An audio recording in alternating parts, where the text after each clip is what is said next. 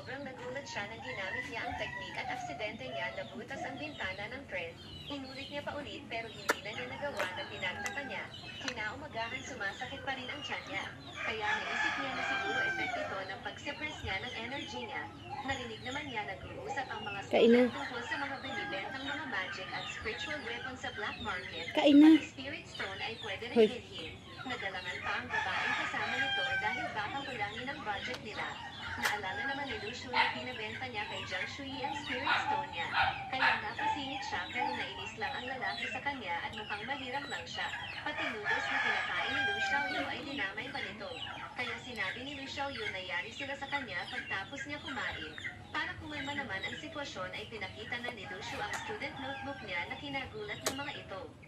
Dahil lieutenant ang rank niya, sinabi pa ng isa na dapat may gawin kang malaking accomplishment para maging lieutenant. Pero